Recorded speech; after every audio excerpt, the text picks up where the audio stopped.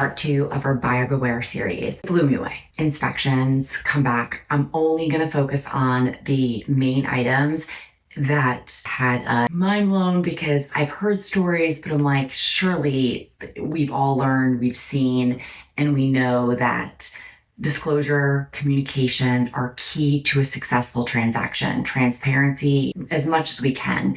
Mistakes happen, owning those mistakes. I get it. But we're a team. We all have the same common goal: seller, buyer, listing agent, buyer agent. Let's work together. Let's get this done so everybody feels great about moving and moving in. So I'm just going to focus on the items that from the inspection report that were omitted, not shared, misrepresented, whatever you want to call it. But for right now, they were not given. Because keep in mind, when we make an offer, we absolutely will use that 4-page resident disclosure. We'll look at all the other information that we can get prior to putting an offer. But our due diligence period is that period that we should be allowed to go on the property and investigate. It says right there in the contract, the seller's responsibilities and the buyer responsibilities. So we did as much and gather as much information, knowing that the listing agent represented the now seller, then buyer in 2018, asking did they have reports before putting the offer in. We weren't really given that information, and that's their right. We did ask again once we were under contract, and we didn't get it until some of the findings. So I'm just going to go down the findings. We're going to go into them a little bit deeper and give you an idea of why this transaction has made me age like 50 years.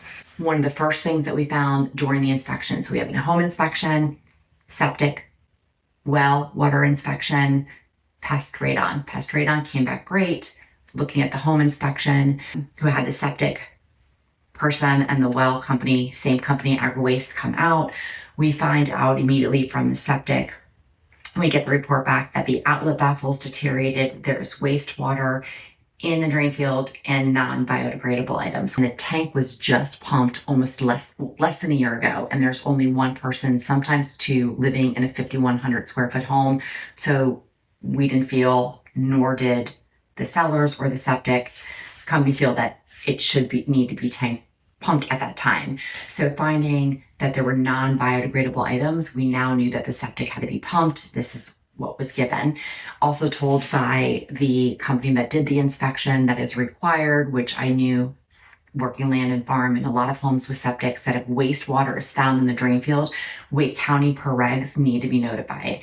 This is because a repair permit might need to be given, and Wake County does that. The drain field might need to be moved, or even if a trench needs to be repaired or something changed outside of that drain field, a new improvement permit, repair permit needs to be authorized by Wake County. So Wake County was contacted.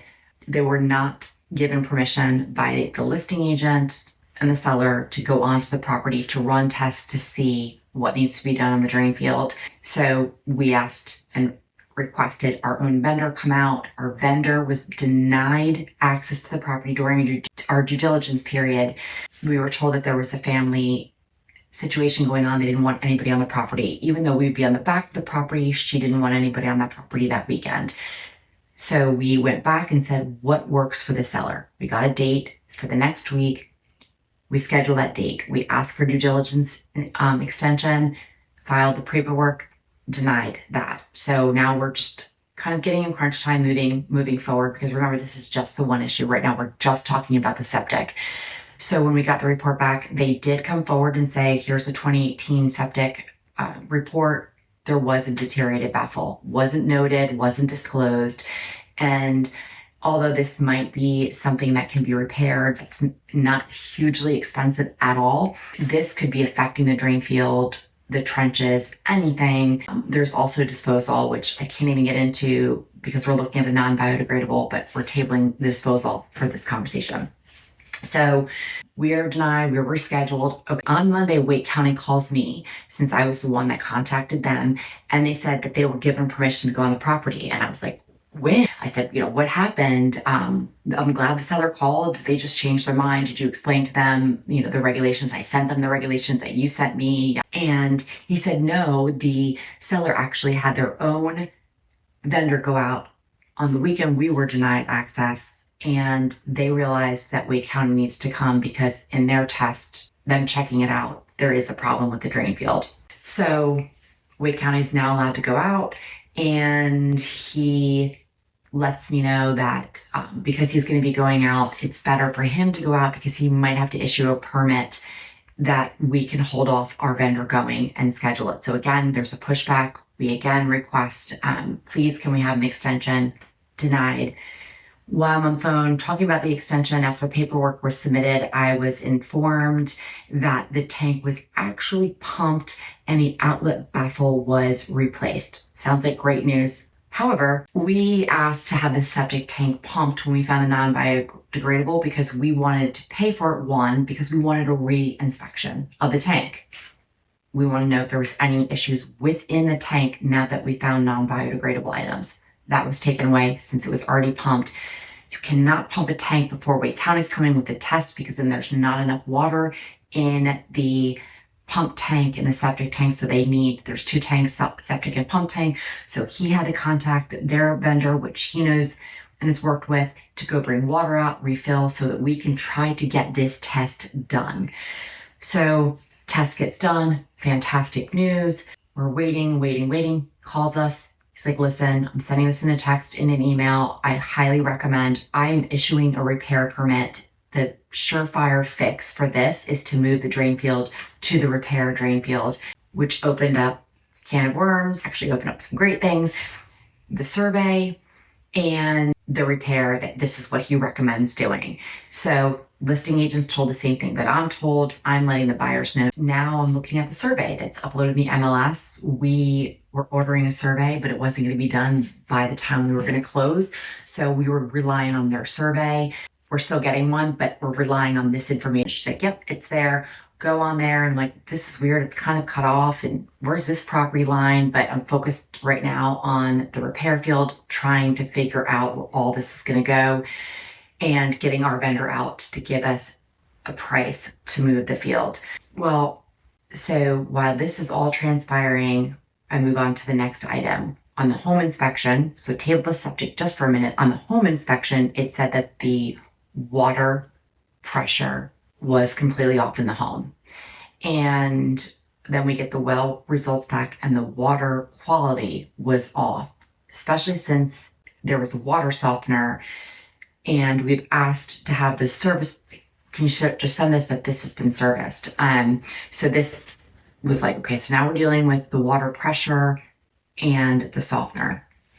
Please have someone come out and check this. We have a guy, the seller prefers to use her guy. She's been using him. He's going to show that everything's fine, that it's working fine. So great, we're relying on this now.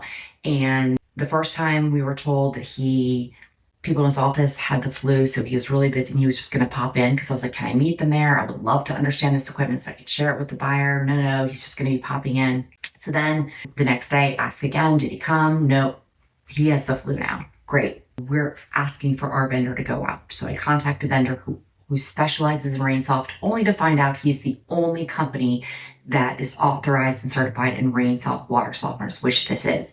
He comes out and he's like, Denise, here's the problem. It's in bypass. There's no water going through it. And when he takes it out of bypass, water's pouring out the top. So it's broken. It's leaking. And then he's like, well, let me look at the water pressure. The pressure switch should be between 30 and 50 or 40 and 60. It was dropping down to 22. He's like, your pressure switch, you need to replace that. And the drain for the water softener, which the salt water goes on after cleaning the machine, goes down to the septic tank, which could harden the septic tank. So all these things are happening and I'm gathering this information and just something's eating at me. Like, why aren't we allowed to have our vendors go out? And why were we denied? And why do they only want this person to go out? And that will all come together. So then had crawl space person all at the same time addressing the mold issue. There's moisture, there's mold all through the top, insulation's coming down in the crawl space. So getting an estimate on this. And here we sit with all this information. So type up and let the buyers know, sit down with them and tell them the next steps, how we're going to pivot, as well as letting the listing agent know. One thing I missed, when Dan came out to look at the water softener, there is clearly a well that looks like, according to this survey, on the property we're purchasing. I mean, it is like almost in front of these beautiful beds that have flowers and bushes and that's on the property. And while he went over to that well, we know that there's two. We thought one was irrigation. We weren't told that this wasn't on our property. The neighbor came out and was like, "That's our well. Wait, what are you doing?" And we were like, "What?" And he started talking about property lines, which brought us to the survey. Why is there only half the survey? We got a full survey, which showed clear easements that weren't where we were told. Thought was it's actually closer to the home. The property lines were completely different than we thought.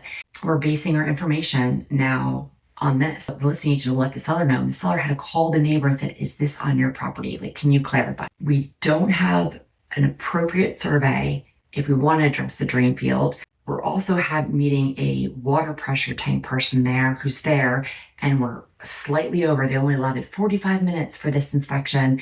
We were 10 minutes over, and I was up at the property line greeting my broker in charge who's coming to help me look at the survey. He comes out of the crawl space. He's like, "I can't finish my test. I was just kicked off the property. Call the listing agent, please. Can you allow us to have access on this property?" We were denied.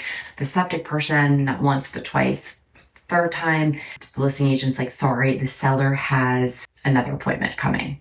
So we stay there because we're now understanding the property line. The neighbor's graciously talking to us about it and telling us a little bit about the history. Back segue to the septic. Wake County said there's a repair permit that needs to be issued. He's issuing this permit. We were told by the listing agent that now that Wake County's involved, we're not having our vendor go back out to do an estimate to move there. They want Wake County to do their thing. While we're waiting there with the neighbor, who shows up? The seller's vendor again for the septic to make maintenance repairs. Because if it's a maintenance repair, you don't need Wake County to issue a permit. Call Wake County. They said a full shore fix for the drain field is to move it to the repair field. But it's the seller's home and they want to try to see if their vendor can do a maintenance repair. So there's no permit needed and this can be done and no movement of the drain field. It's the seller's right. We were told our vendor couldn't come out and even do a test. Now they're trying to do repairs even though Wake County wanted to do a full repair permit. Wouldn't this make you say, what are we hiding? The reality is, I'm saying it like it is, how it's presented. There are several things that were omitted and misrepresented. Next week, we have proof that the seller, the listing agent, but the seller knew this information and did not provide the guidance. And even if the seller said, "I don't want to disclose that," it's the listing agent's duty, obligation to share this information. That's why we talk about misrepresentation and omission. And then next week, wrap up what we found out and how we found out it was misrepresented, giving you some ideas on how you could be a really good detective, what the attorney shared when we got them involved, because we haven't been able to do our due diligence and it's been denied an extension. Next week, Buyer Beware is to inform you knowledge is power. And good ones will share where you could find this information, what questions you should ask. And hopefully you're learning something because I sure the heck have. And I cannot wait to give more information next week on Hooves and Homes Realty on our Buyer Beware series, part 3.